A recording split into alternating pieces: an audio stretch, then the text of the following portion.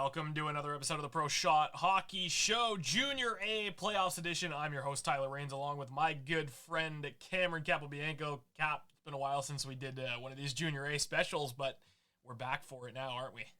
And what a time to do it with the playoffs. Starting right now, obviously the OJHL almost in their second round, the NHL just getting underway. We have a lot to cover, including Usports. So much to cover in this reign. So why don't we just get right into it?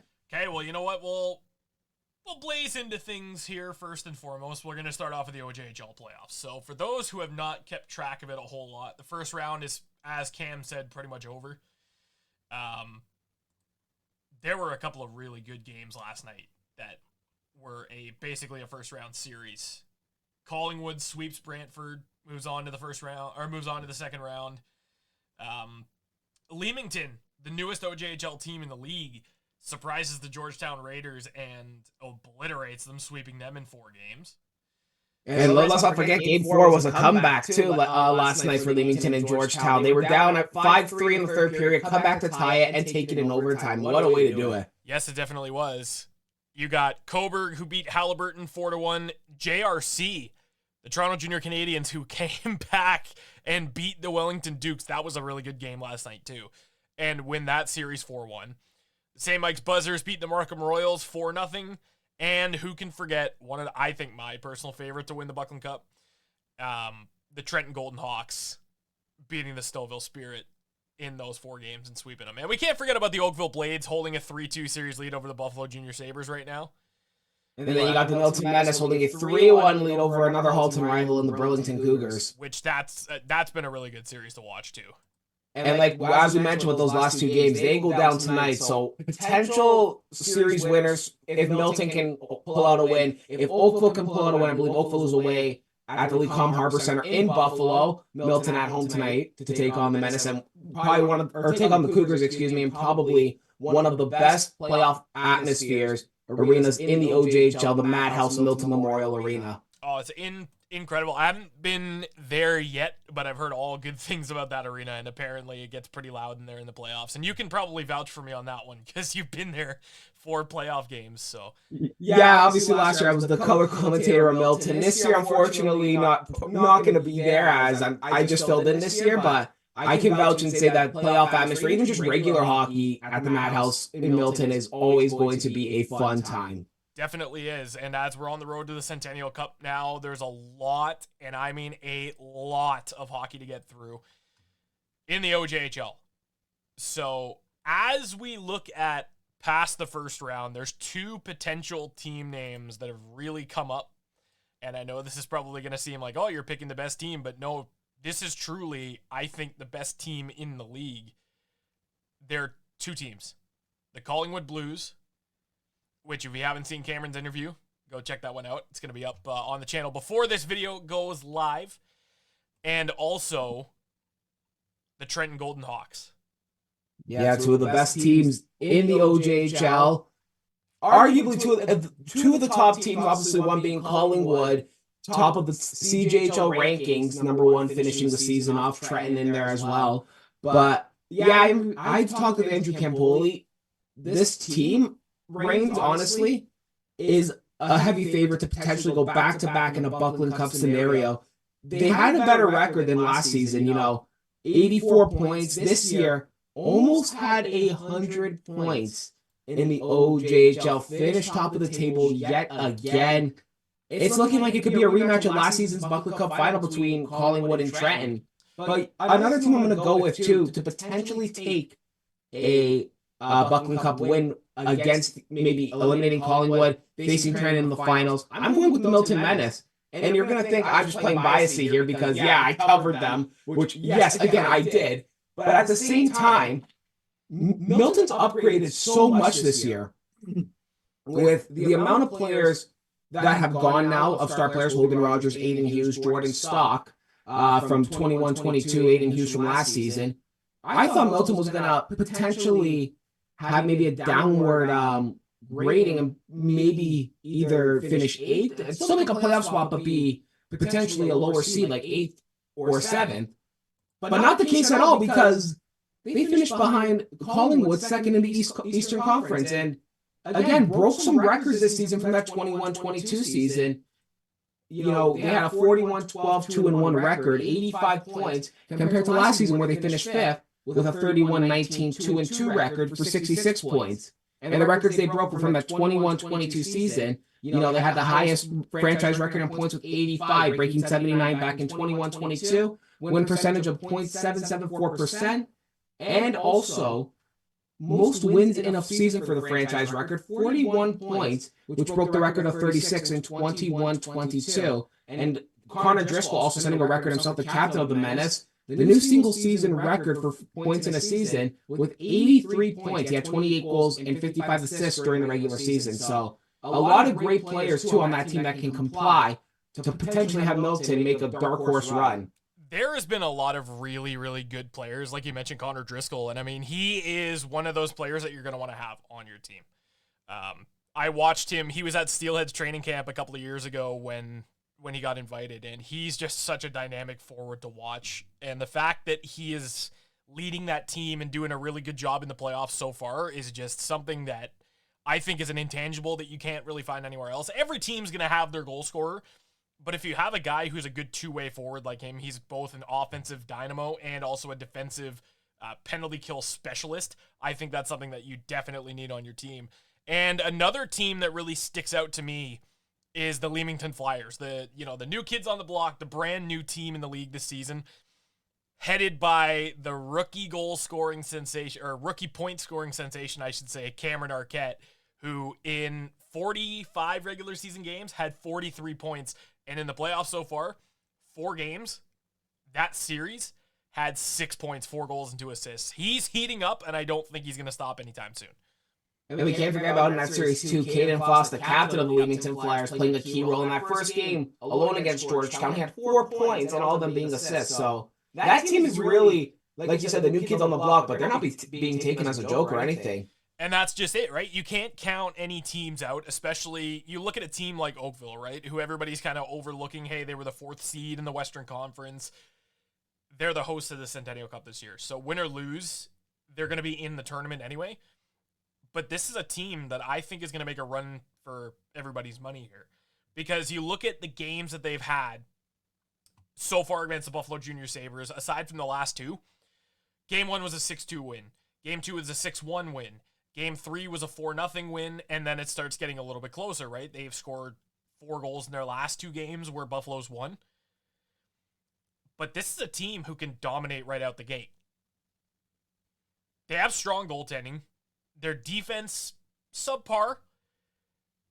But it's their goal scoring up front that's really, really intriguing. And I think Noah Tyrell, the overage forward from this year as well, 10 points in 5 games in that series so far.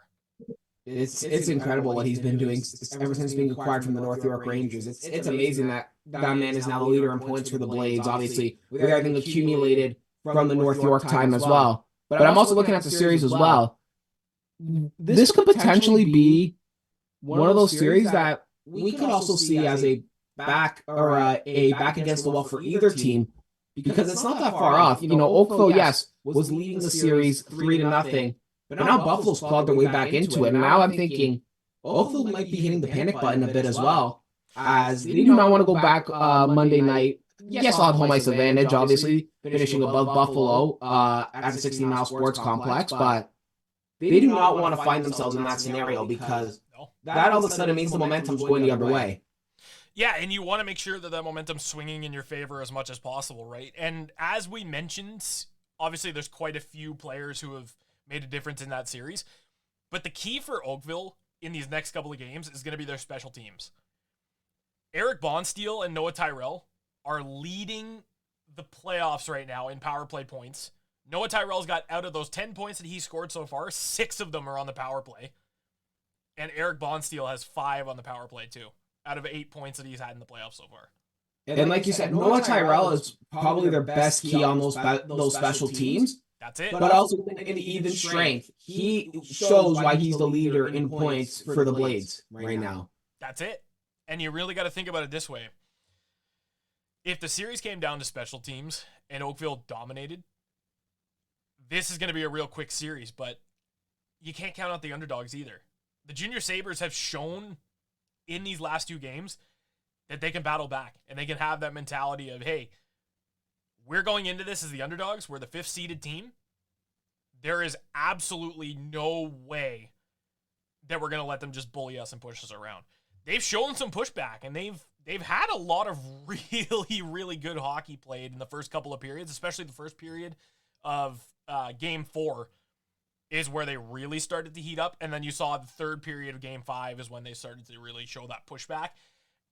And I think I agree with you in the sense that Oakville might be hitting the panic button, but if it comes down to their special teams, you can't count them out just yet.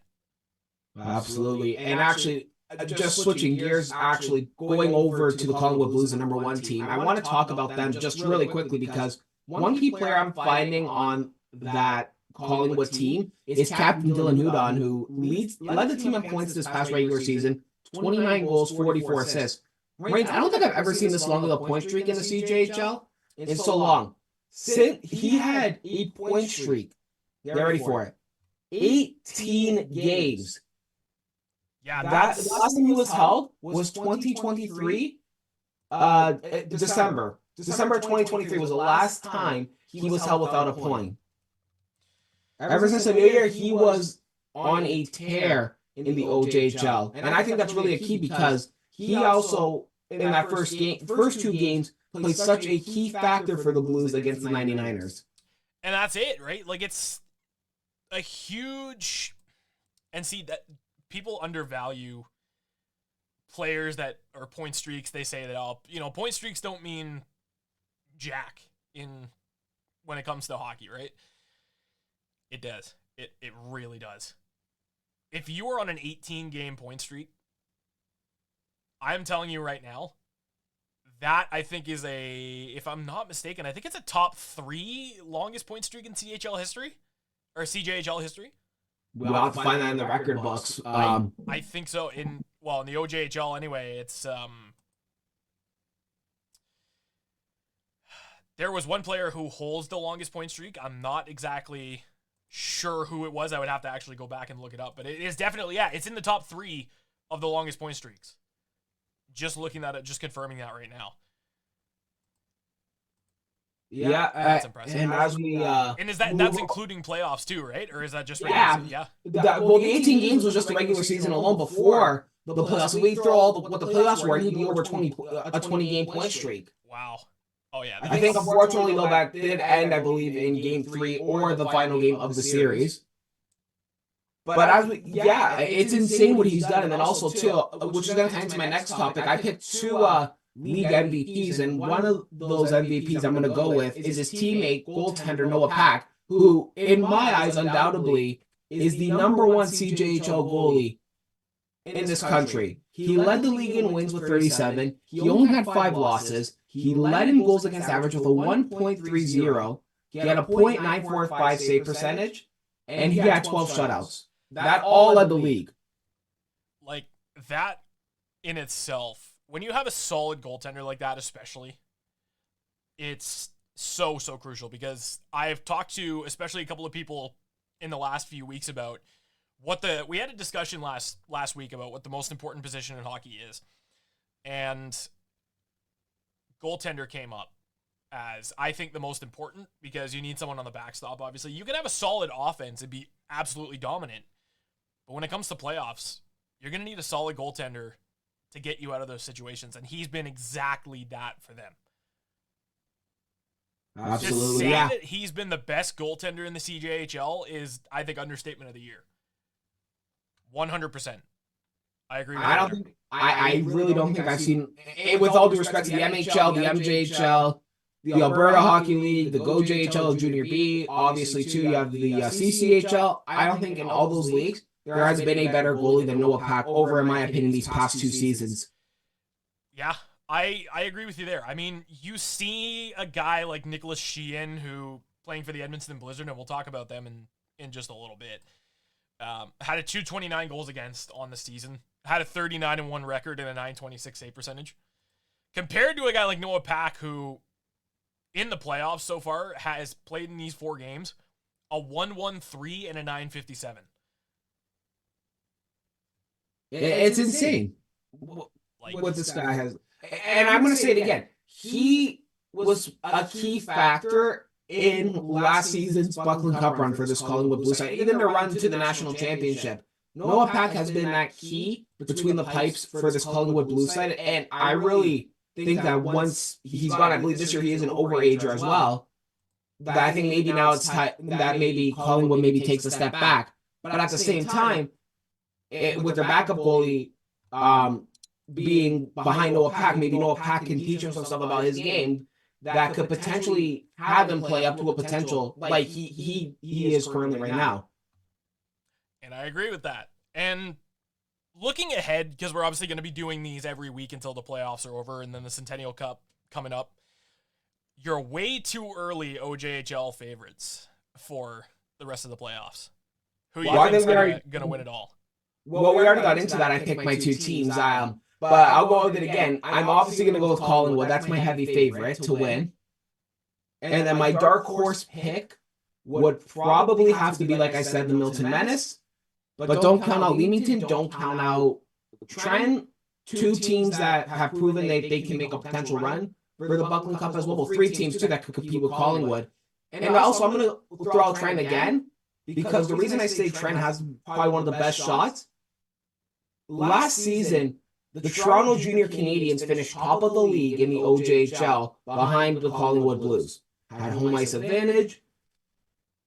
But one team upset them last season, and that was Trenton. So I know Trenton knows what it takes to make another run again for that Buckland Cup.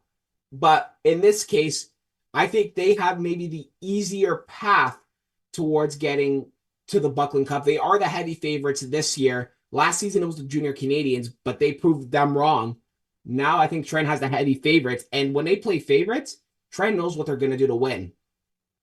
I agree with that. And I think that's where I'm going to go with my favorite as Trenton. Because everybody, it's the Golden Hawks. They've never won crap in their life.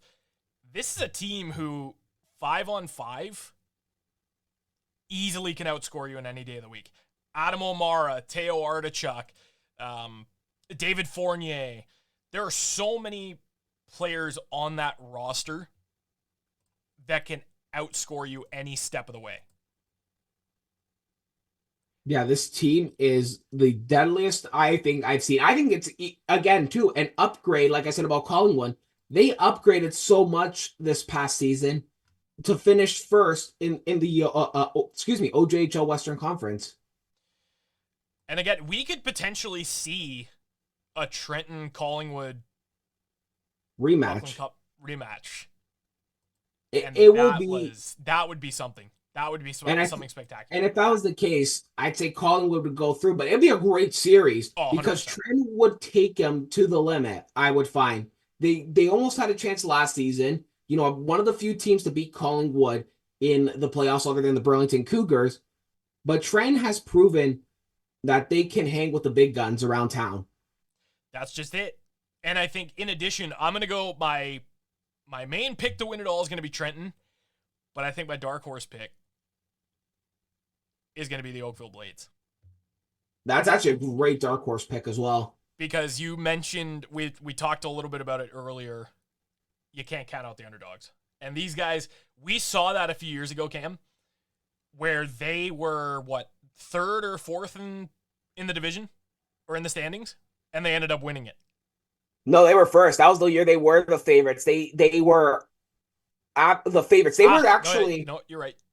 Yeah, Collingwood was the team that actually, I believe, broke that record of the best record in OJHL history. That was Oakville back in 2018-19. When they had Will Barber, Harrison Israels, Jack Ricketts, Callum Jones. And the best part is, they had a head coach that's on the GM of Collingwood, and that's Mike Tarantino. Indeed, they did. And then Tarantino was still there. They almost repeated the same record during that 2019-20 season with Jamie Storr behind the bench. The only difference was we had a thing called COVID, and during the second round of the playoffs, when we were supposed to go play the Junior Sabres, that all got shut down. And that's it. But regardless, you can't count them out. This team, time and time again, has surprised over and over and over again, and that's why I think that they could be a dark horse pick to win the Buckland Cup. Absolutely. In saying that, continuing on with the Junior A theme, we're going to hop over to the Maritime Junior Hockey League, which, unfortunately, for me, the season got cut a little short. The Grand Falls Rapids missed out on the playoffs, but there's so much to be excited about with that team. We'll talk about that in another episode.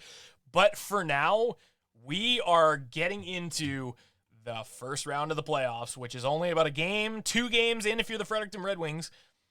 This has been a hell of a playoff so far. And this, I think, is easily, without any bias whatsoever, I think is going to be one of the most entertaining playoffs we've seen yet. It's already entertaining between Edmonton and Fredericton. And for the Blizzard, 17 goals in their first 2 games.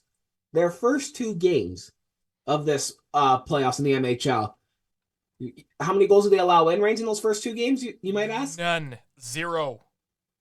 3. 3 in the first 2. They had 2 in the first game where they blew out the Fredericton Red Wings 10-2, and then almost shut them out. Fredericton able to get 1 goal against Edmonton, but it was 7-1. That's right. And there is, without question, I think this Edmonton team, we've seen it all season long. This is a team that you cannot let them have any time, any space. They were, I believe, 2nd overall in goals for in the league this year. Yeah, they were second overall in the league in goals for this year. We've seen them play in Grand Falls more times than I care to count. And this is a team who you already had a guy like Felix Bedard, Philip Collette. You add Dominic LeBlanc to that mix, and this is a deadly hockey team that's going to give everybody a run for their money. Yeah, and in the CJHL rankings, I just want to go back to that. They finished in the top 10, 9th in those rankings at the end of the season. And then one more team, which we'll get into in just a bit, that also played as well, who are up 1-0 in their series, is the Summerside Western Capitals. They finished, 7th. I almost said 5th. But yeah, 7th in the CJHL rankings at the end of the season. Which, again, like, it just shows you how strong the Maritimes are, too, right, with some of these teams. Such an entertaining series so far between Edmonton and Fredericton. Fredericton obviously finished that 4th place spot in the division, 4th place playoff spot in the division, beating the Campbellton Tigers out early in the season by 11 points, or late in the season by 11 points. They went on that huge winning streak at the end of the year. Find themselves down 2-0 to the Edmonton Blizzard. And I mean, like I mentioned, you look at the amount of names that they have on that roster, on that Edmonton team. You've got Nicholas Sheehan. You've got Dominic LeBlanc. You've got Philip Collette, Alexis Jacques, Felix Bedard, who in the regular season, I don't know if you caught how many points he had. 92 points in 51 games as an overage player in this league. He came in and he dominated from the queue. And I want to throw in one more player for rookies actually on this Edmonton Blizzard team. Matthew Boucher, being one, was a very, very key player. He was 3rd in point leaders for rookie defensemen with 20. He was tied for 2nd in goal leaders. This kid was insane for the rookie class, and also a key, in my eyes, very much a key factor for a rookie for how good this Edmonton team is. I agree with that. And see, the thing about this Edmonton Blizzard team compared to the others, we talked a little bit about how some of the OJHL teams are stronger on the power play or stronger on the penalty kill. 5-on-5, this Blizzard team is the most deadly team in the league.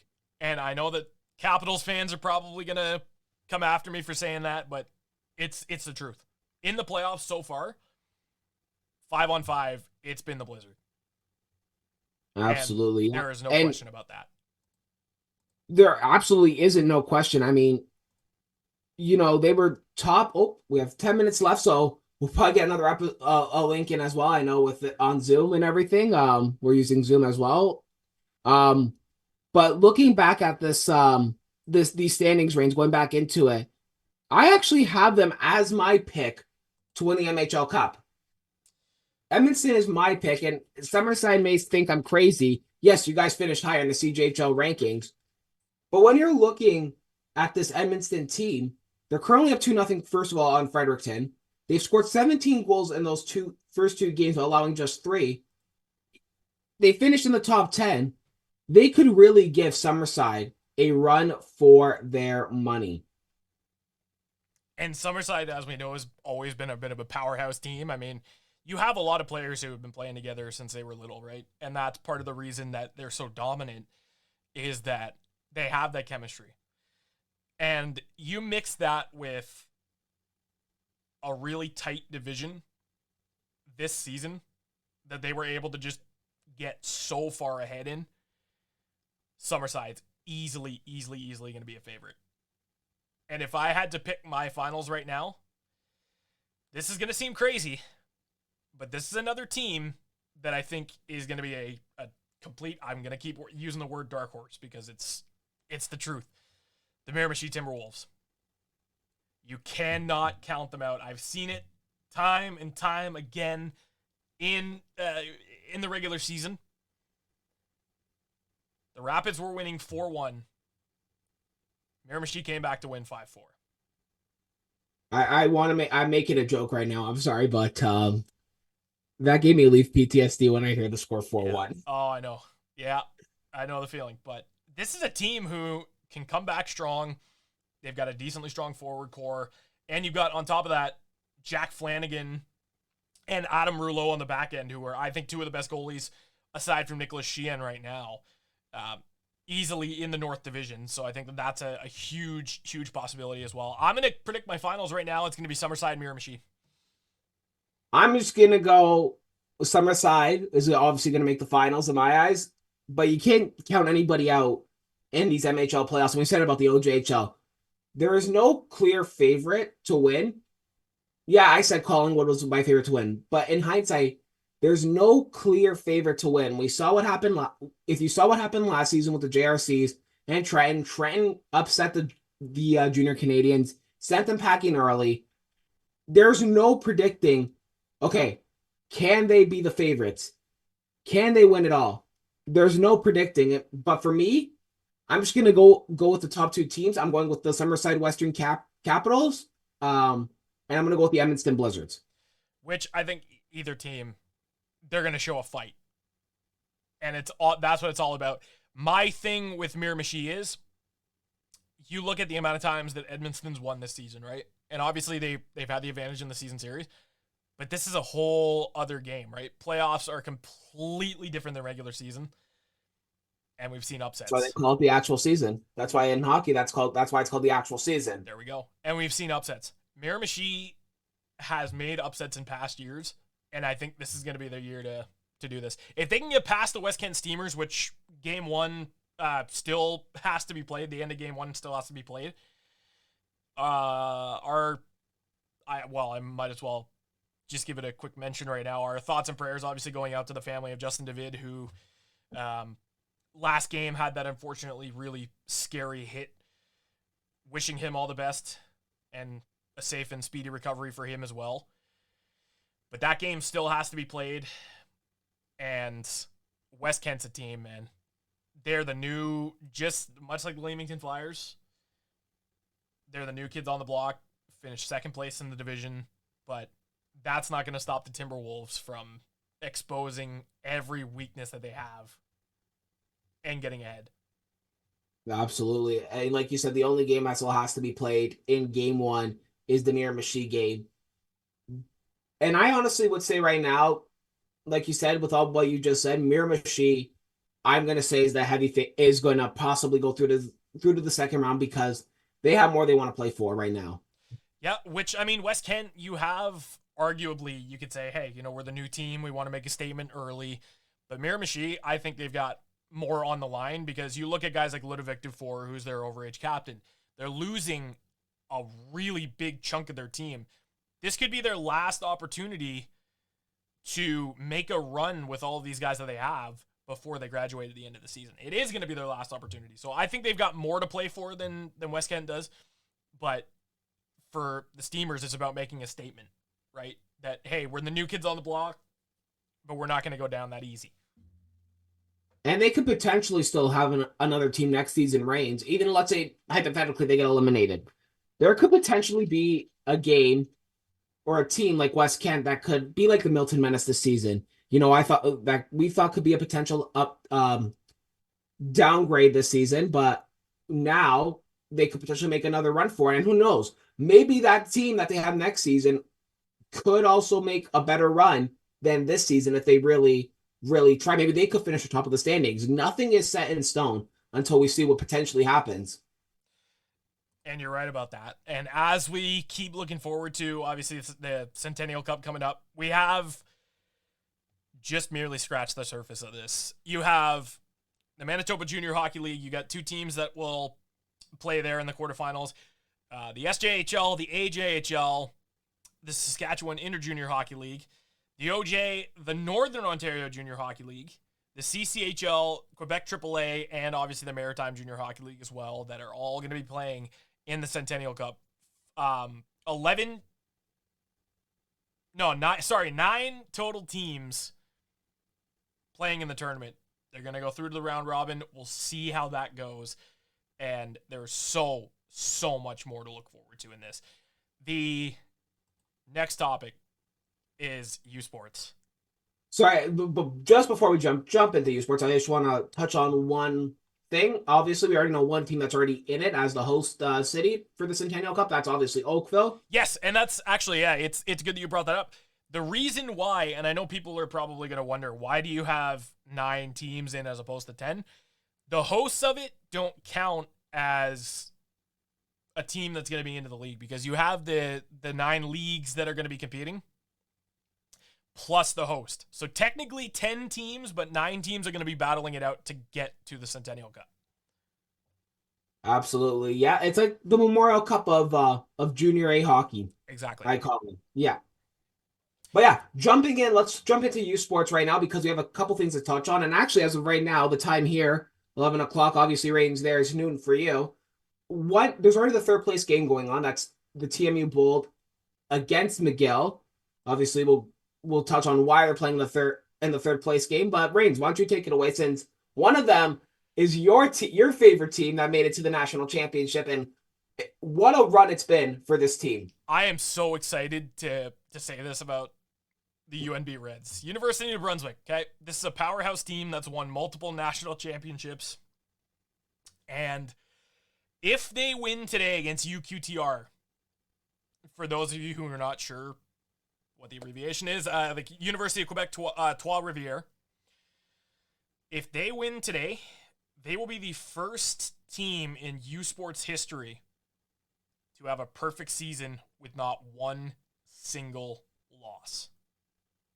30-0 in the regular season, undefeated in the playoffs, and they're on their way to a national championship once more. Their last 2 games saw them score 11 goals in those last 2 games. 7-0 in that semifinal against TMU. 4-0, I believe, against the Brock Badgers in the quarterfinals. It's looking like UMB's the heavy favorite, but you can't count out that UQTR. Obviously a nail biter. What a game it was, by the way. A nail biter in that second semifinal against McGill, 5-4. And that's it. And see, the thing with UQTR especially is that you really can't count them out. They were a really strong team in the regular season. And plus, you look at provinces like Quebec and New Brunswick, Nova Scotia, like the Maritime provinces, take their hockey very, very seriously. And I think one of the reasons why UQTR made it this far is because they have a really, really solid group. They may not be the most heavy, high-scoring team in the entire world, but this is a team that is a really tight-knit group. Absolutely. Pierre-Olivier Waugh, Jeremy Martin, Zachary Gravel,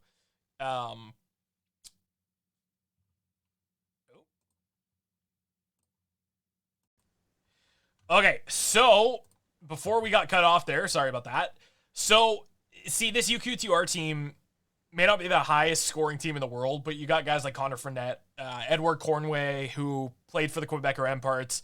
You have Charles-Antoine Lavallee, and I think Moncton Wildcats fans are going to be very, very familiar with that name. Jeremy Martin, Kalen Gauthier. Like, you have so many good names on that roster, but you also have to think about, too, that this is a UNB team who has guys like Austin Keating, Cody Morgan, Brady Gilmore, Cale McCallum, Colton Kammerer, who was the captain of I almost said the Brantford Bulldogs, the Hamilton Bulldogs last season, because they weren't in Brantford last year. Emmett Sproul, Cade Landry, Mike Petitian, Isaac Nurse, like the list goes on and on and on.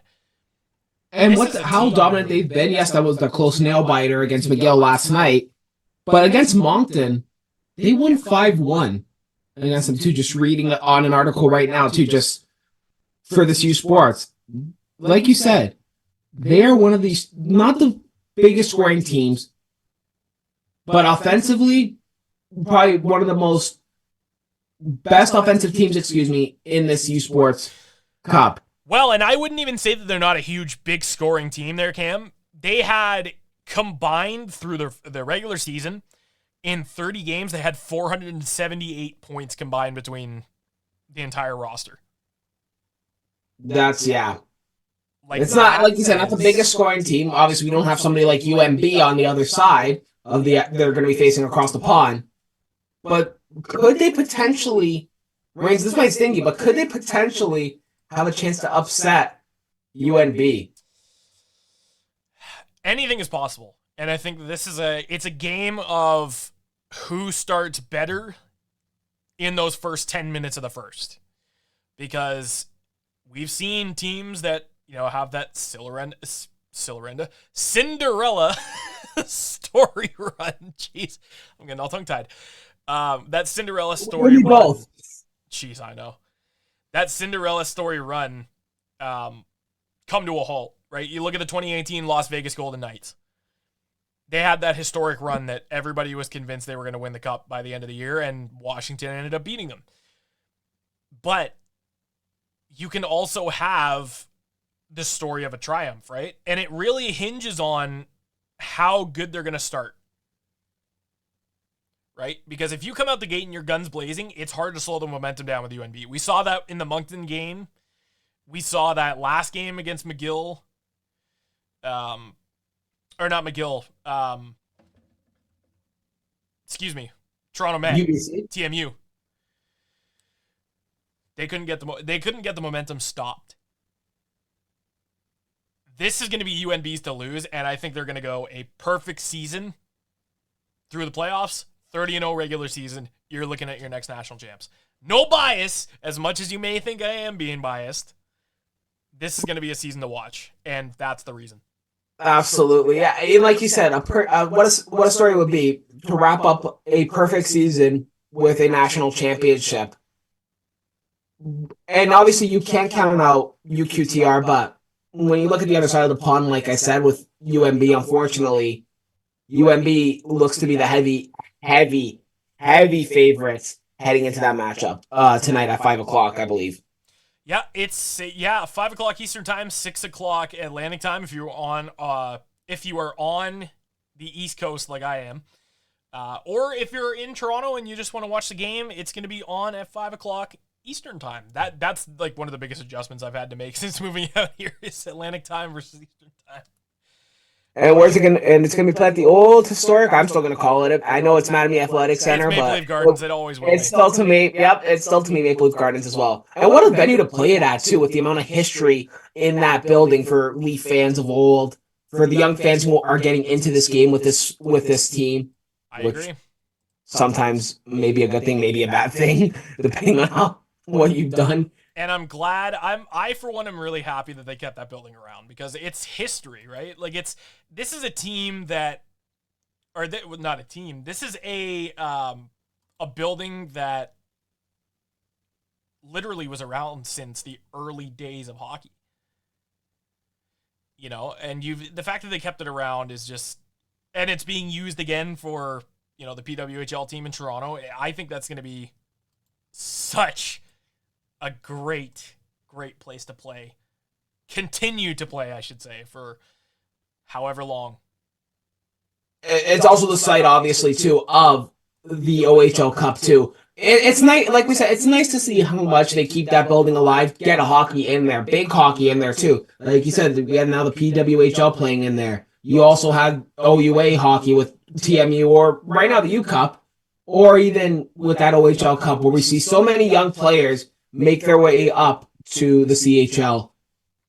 Absolutely. That's just how it is. Like, it's when you have a historic venue like that, especially, why wouldn't you want to play there? This is the former home of the Toronto Maple Leafs and has been there for over 100 years. That is hockey history. Numerous Stanley Cups have been won there. Numerous tournaments have been played there. Like, that's a place that you want to play. That's a place that I would want to play.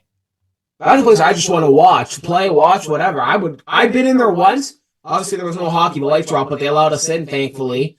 But we were allowed to walk in. No, I did not break in. Yeah, I was going to say, you sure you didn't break in? That's No. There was a guy, actually, I believe one of the guys who was working there actually let us in and allowed us to look around and everything. It was nice overall. Like, they put up old photos of the players of old, obviously. I think I saw a photo. This was years ago. I think it was like Red Kelly or Frank Mahovlich I saw a photo of. Yep. They, I haven't seen because they have a museum in there too. Like the Maple Leafs Museum, or so I've heard.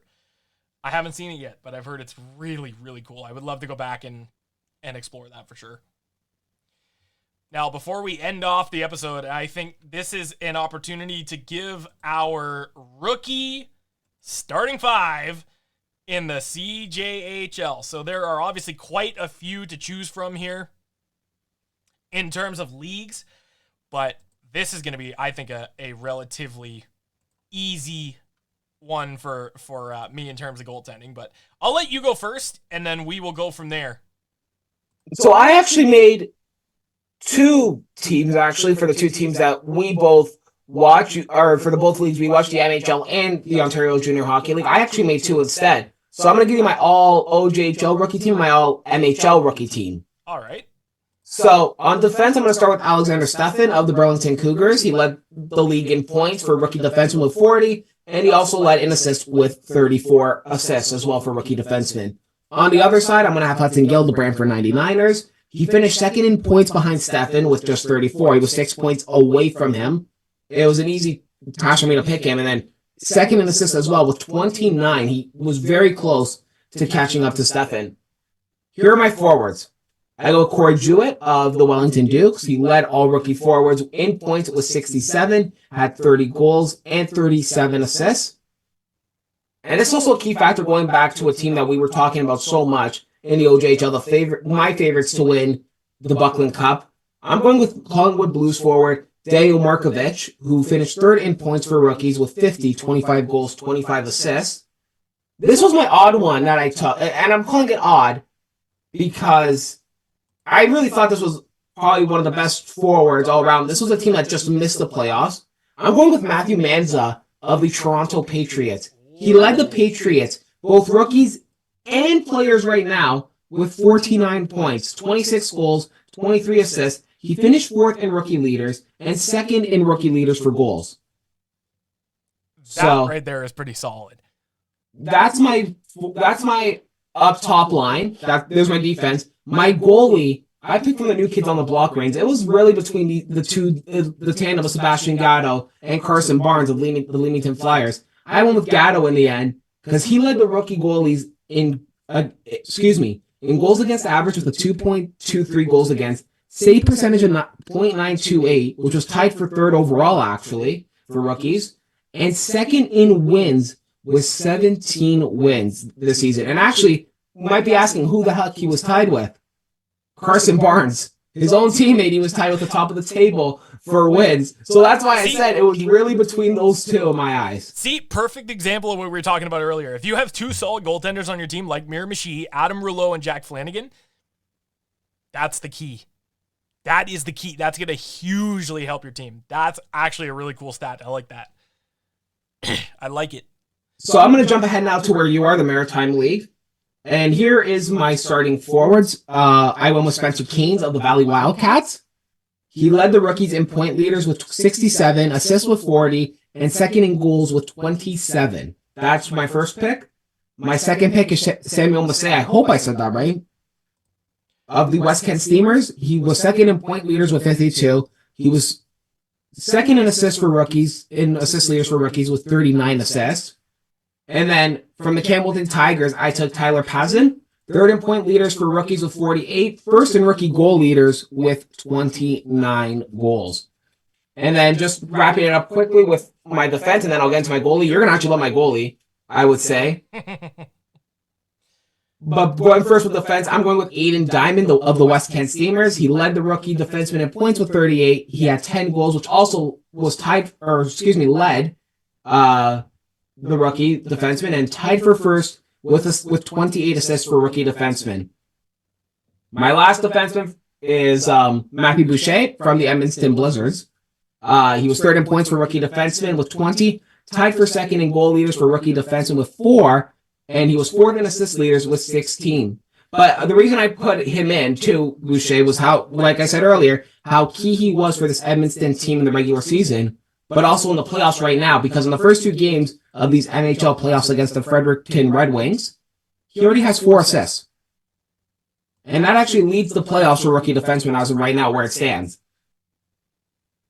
And the last one, the goalie, I went with this goalie because how much he stood on his head during the regular season. And forgive me for butchering this, if I do. I'm going with Adam LaCour of the Grand Falls Rapids. I like the pick. I really like the pick.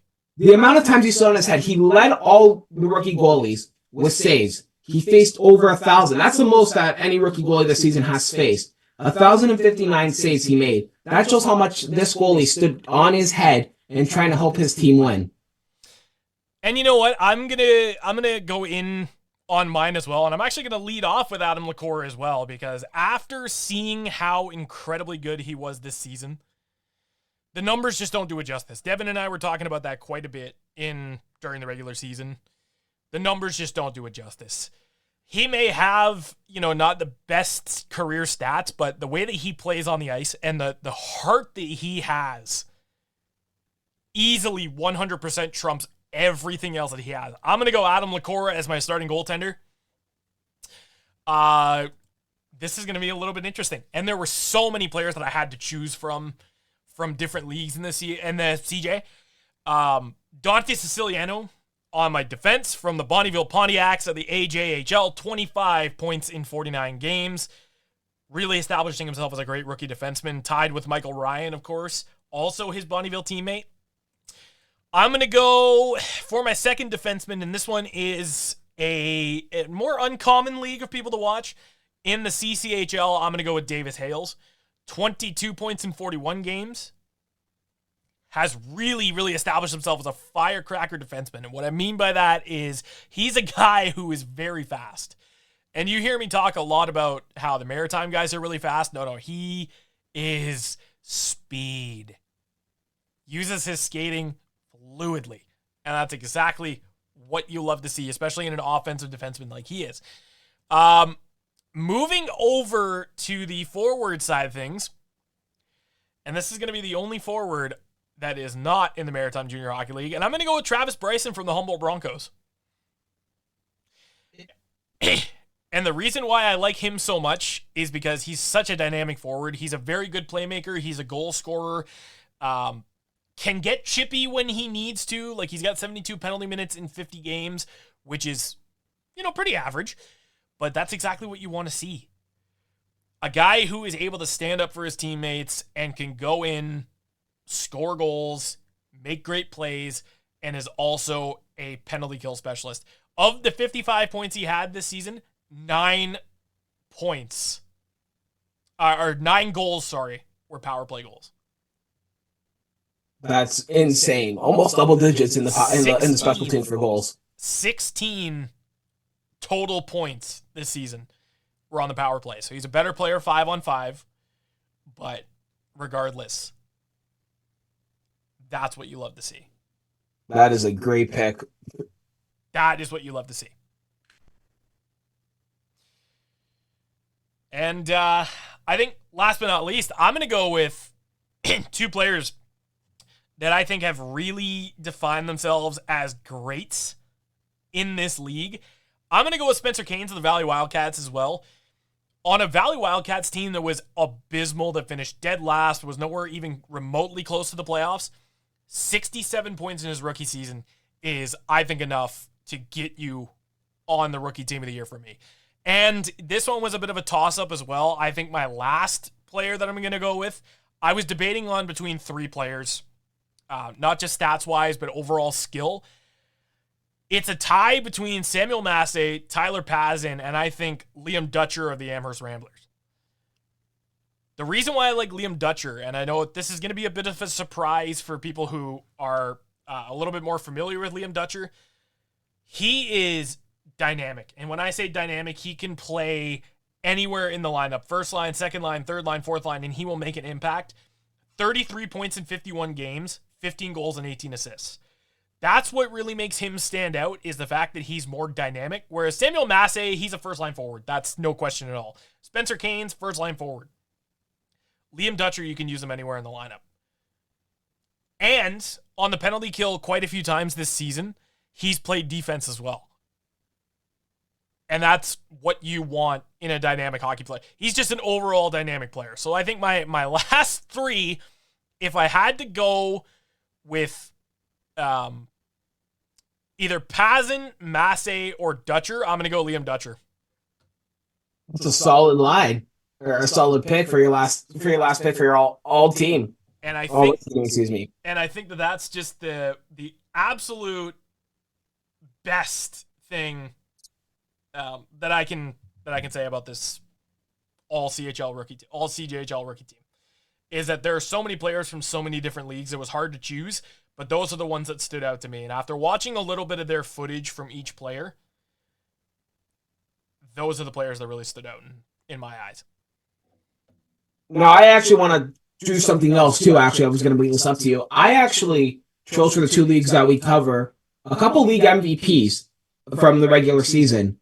So I'll start off with the MHL, and I gave it to Carter McCluskey of the Fredericton Red Wings, despite the series right now that they're having against the Edmonton Blizzards. McCluskey led the league in points with 106. He led it with goals with 47. He led in assists with 59. He only had 9 games this season, Reigns. He was held without a point. 9 games is incredible for this kid. Well, and see, there's McCluskey. I think there is a lot to break down with him, but I mean, to say that he's a skilled forward is an understatement. He's a good hockey player. He's a skilled forward, and you can't take anything away from that at all. Absolutely. And if Fredericton can get back into their series down 2-0 against Edmonton, they're going to feed the puck a lot to Carter McCluskey. And I think that's what Edmonton's looking out for, is that they can get the league leader in points, held without points throughout the series. If they can, Edmonton has a clear shot at going through. But if McCluskey can help Fredericton get back into this, Fredericton's in a whole new ballgame with Edmonton. Oh, 100%. And we've seen how resilient this team is too, right? Over the past couple of years, we've seen what Fredericton can do. And they're a good team. They're a good playoff team. Now it's all a matter of, can they bounce back against the defending North Division champions? Now, for my OJHL MVPs that I took actually 2. I'm going to give them co-MVPs, and I was talking about this one so much earlier on in the broadcast with Collingwood. It's going to Noah Pack again. Collingwood Blues goaltender.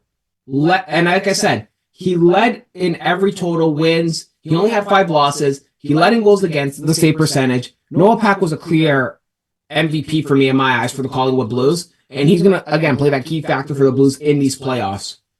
Now, why I said co-MVP, I gave it to a forward as well. I went with Trevor Hoskins, who led the league in points with 100. Nowhere, 6 points shy of Ty McCluskey for the lead in the MHL lead in points. He had 42 goals and 58 assists as well.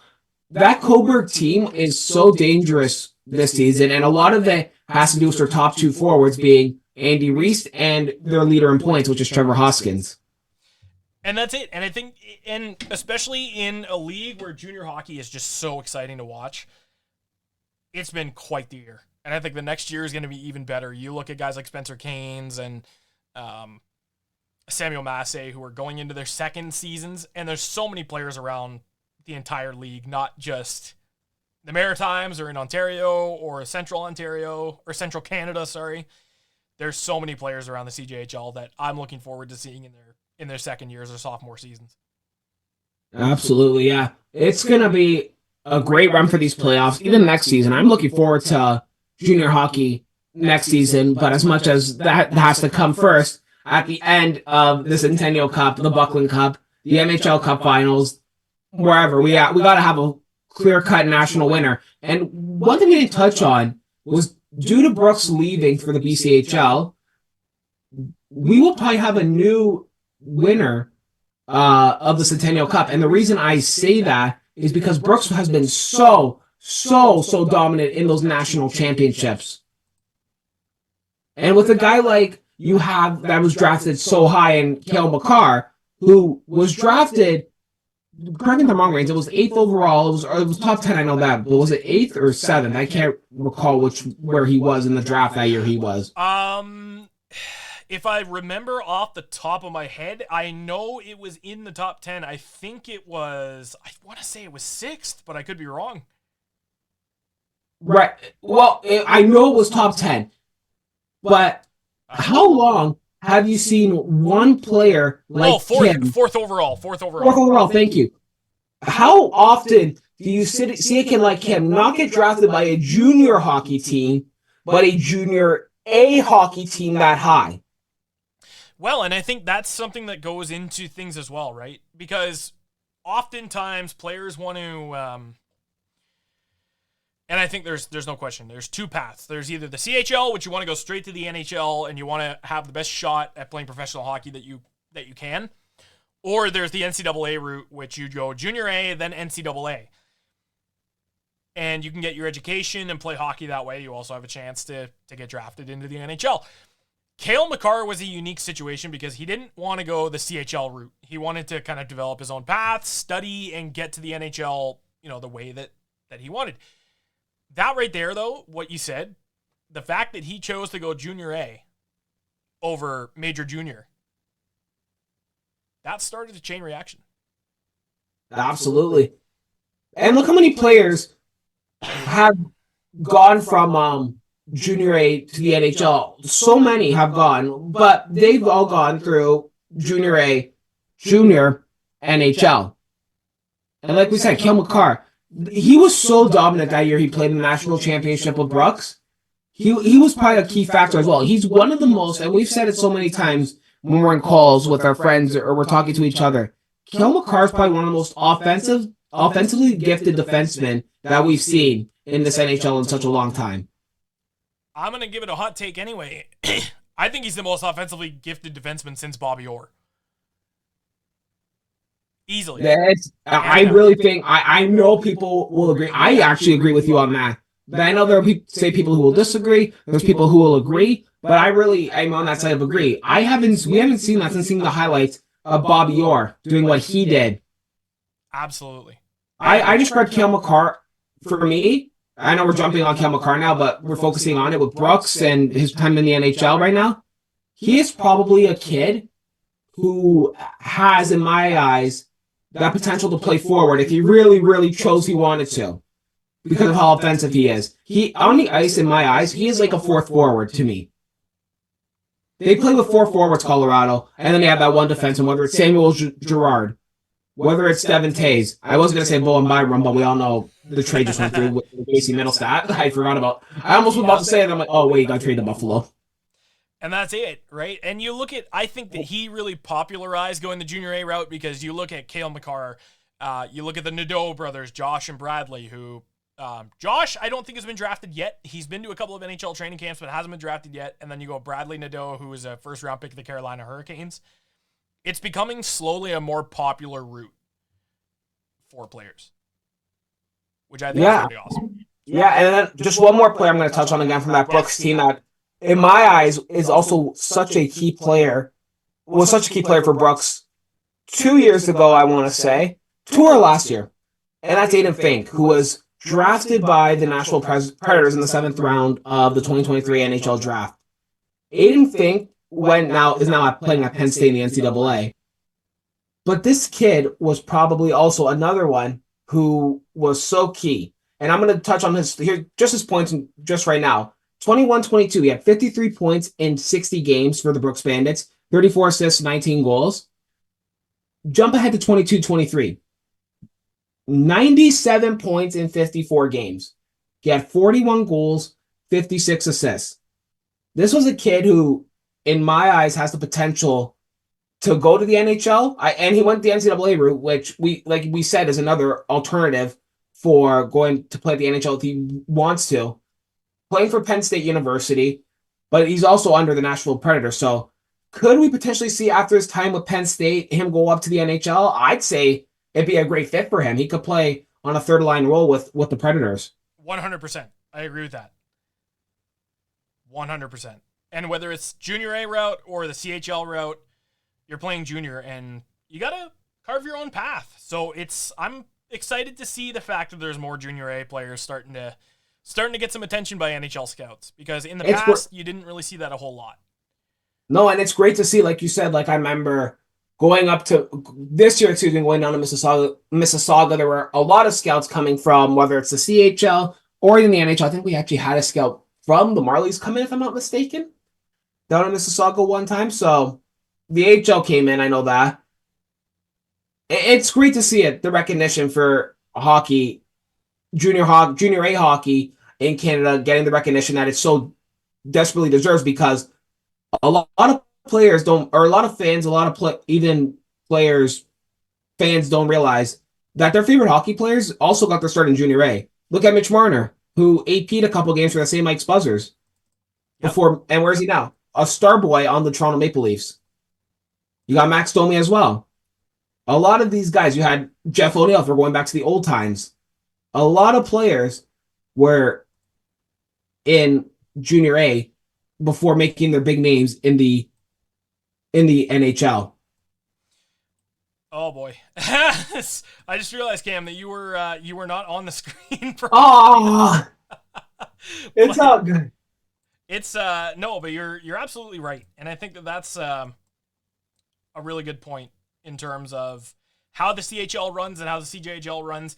You didn't really see it a whole lot in the past, and I'm glad now that they're finally getting some recognition, because you see scouts not just from the NHL, but from the AHL or other professional leagues around Europe that are starting to zero in on junior A and really start to say, hey, these guys could be the future of our team or of our league, or things like that.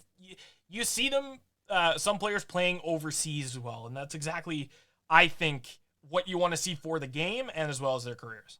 Absolutely. I 100% agree with you there. And a lot of things too that help out with these junior A careers. You have things like the Centennial Cup, which gets the best players their big stardom. And a lot of those times are actually broadcasted too on things like TSN Plus, like on the online stuff. So that's great for fans to see, or scouts to see, or coaches to see these players and say, oh, excuse me. I had a frog in my throat, I guess. But it gives them their attention that they still deserve, obviously playing at the national championships. So gives coaches, scouts, whoever a chance to see what these guys could potentially do for their teams as well. But then another thing I want to touch on too, which we should be covering next year when it starts up again, is the World Junior A Challenge. Yes. And you have the West against the Team Canada West, Team Canada East, the US, wherever they come from. It's another thing that, again, broadcasted on a site like TSN, that gets these players the attention that they so desperately deserve. And I'm really excited for it personally, and I'm glad that TSN is finally picking up the junior A games as well, because we saw them obviously get this license for the CHL last season. But the World Junior A Challenge is, I think, just as important as the World Juniors. So the fact that they're getting that media coverage and the attention that they deserve, that's very well deserved, and I'm very happy to see that. Now, this has been a long episode, and I'm sure that your ears are sore from hearing us going on and on and on. I know that my voice is getting a little bit tired. I haven't been used to recording this long in quite a bit. But this has been a good episode, and I'm looking forward to next week's episode, Cam, where we talk about more playoffs in the CJHL and closer to, obviously, the Centennial Cup getting closer. So we will touch more on that next week when we do our next episode. But for Tyler And for Cameron, this has been the Pro Shot Hockey Show Junior A Hockey Playoffs edition. And we will see you next week for another one.